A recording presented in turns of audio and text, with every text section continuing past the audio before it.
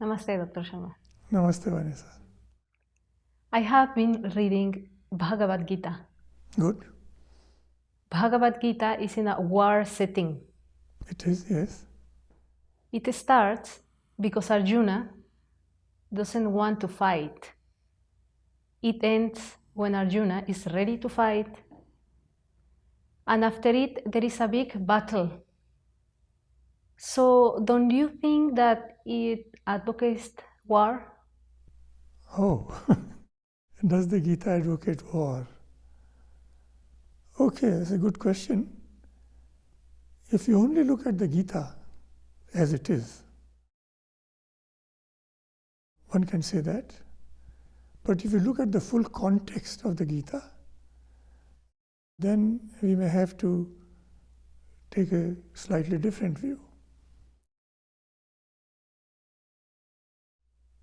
If we insist, and I'll come back on this, or rather I will come back to this later.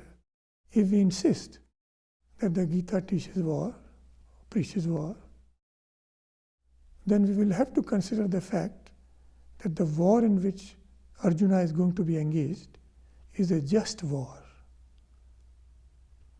It is a war being fought for the cause of justice, which seems to be on the side of Arjuna.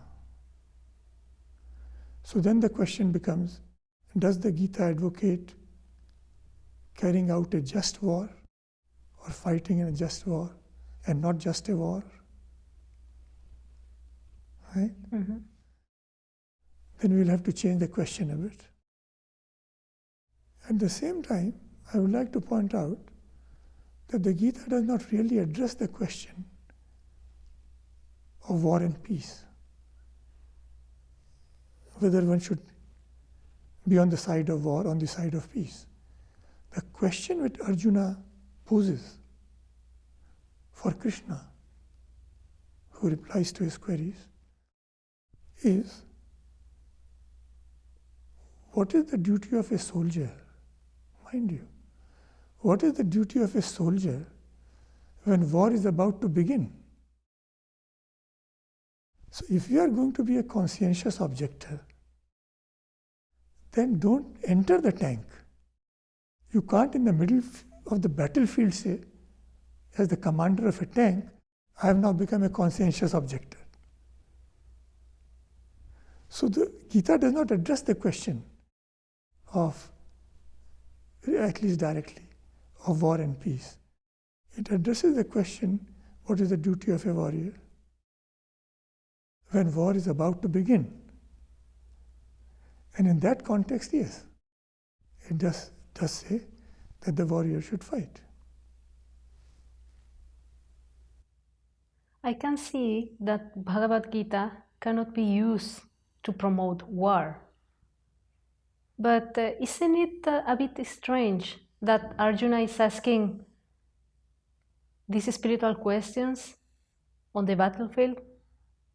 Why he doesn't go to an ashram and talk about these spiritual things? Well, yeah, yes. Well, let me first say that not only may the Gita not be used to promote war, the Gita has not been used to promote war in the history of Hinduism. This goes back to your original question, I mean, here is a text which actually has been framed on the battlefield, and in which God is asking man to fight or a human being to fight.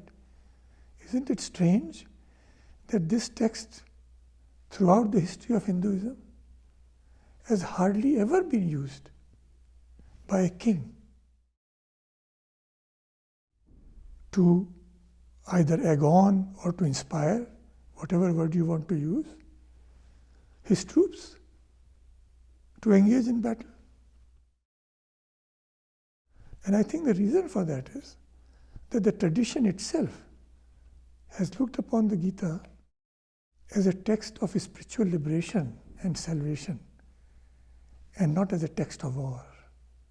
or a text for promoting war. So your first question and your question that I ask now, they tie in quite neatly. But this also helps me to answer your second question as to why they are not doing it at an ashram. Actually, in a sense, they do. Because in later life, when Krishna and Arjuna meet again, after the war is over, Arjuna says to Krishna, you said something very inspiring on the eve of the battle. He used the word yoga yukta, which I am translating as inspiring. At the field of the battle, could you remind me what I said? And so they have a discussion again. So that meets your other requirement of an ashram setting. Mm-hmm. It's at least not a war setting, it's in a palace. But Vanessa, actually, what we have been discussing brings us to a very interesting point in that discussion. What is the message of the Gita? Could you think of any situation in life which is more inimical to spiritual liberation than a war setting, a battlefield? As you yourself seem to suggest, for these things you go to an ashram. So could not the message of the Bhagavad Gita really be that even in a setting so uncongenial for spiritual liberation as a battlefield, it is possible to achieve moksha even there? That is to say, our liberation is available to us at every moment in life. One is always free to choose freedom.